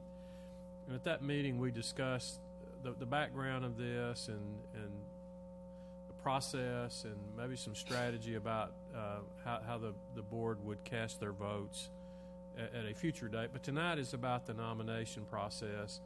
And as you may know, the Appraisal District Board serves two-year terms, and all of the terms expire on the same date. So on December 31 of 2017, all 5 of the board members' terms expire, and so the board has the opportunity tonight to nominate up to 5 individuals to serve on to be placed on the ballot for all the jurisdictions to vote. And while we're talking about ballot, it should be noted that Lewisville ISD has 1,381 votes out of a total of 5,000 for this election, and that's changed from 2015 when the district had 1,434 votes out of the 5,000. That's really because some of the other jurisdictions' tax levies have grown faster than LISD's tax levy. because these votes are apportioned based on the percentage of the total tax levies in the county. So we have 1,381 votes to cast, and five spots to which we can nominate individuals. So the Finance Committee talked about all of that, and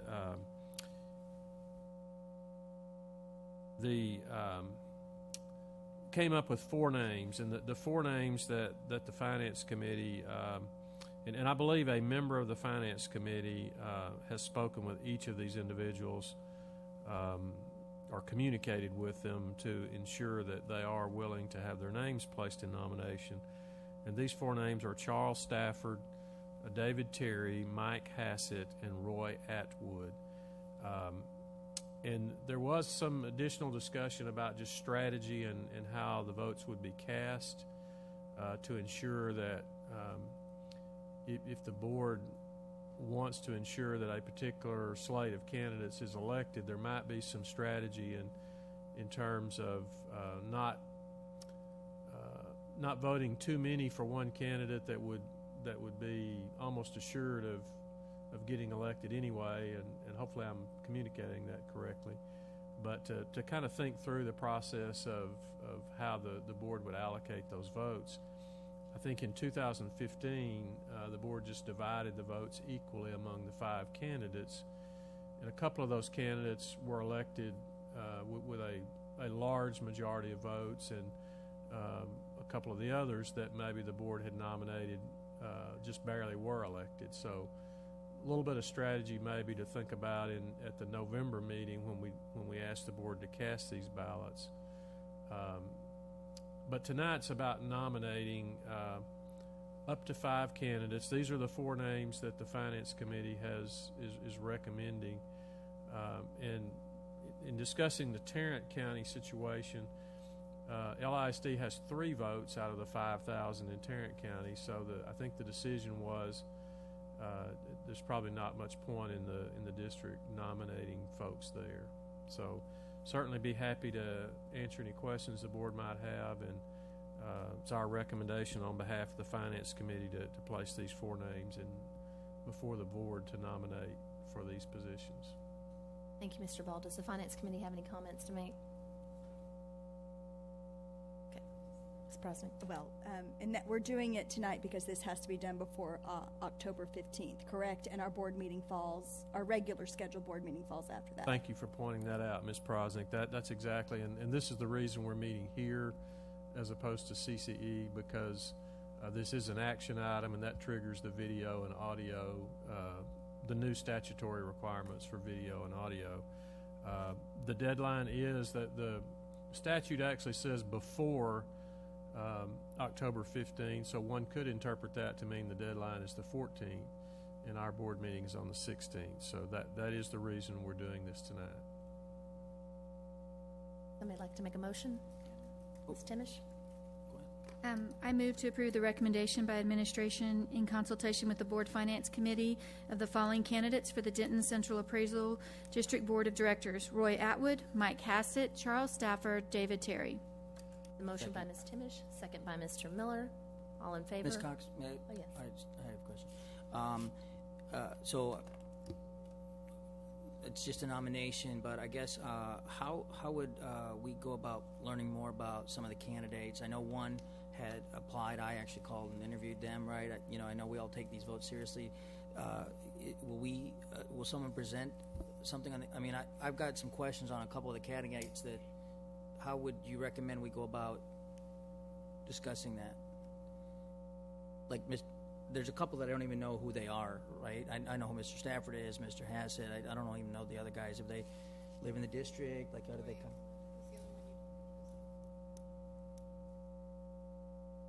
Sells? A couple of these that are incumbents did notify the district of their desire to continue to serve, and so I think that we could make those available to the board.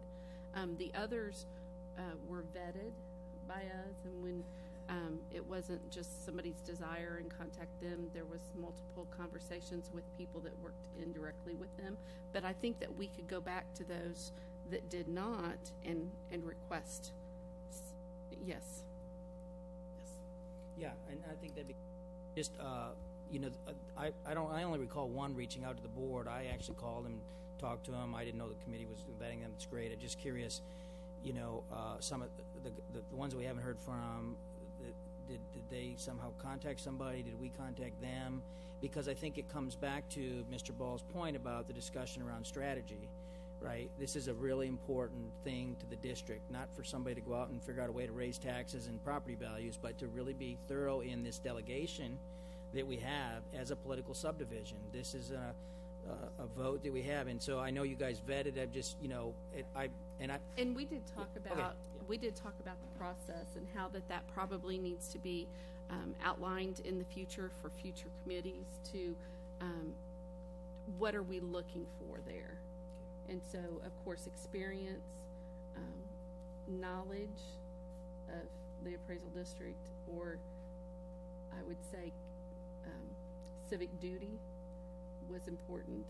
And so, but those are all things that we could develop, and we did talk about that, how we make that selection. What do you do, so. And I would also add to Ms. Ells that we outlined some of our discussions in our committee notes, so if you had a chance reading those committee notes, kind of just why, how we discussed it, and some of those notes are also, we wanted to make sure those were in detail.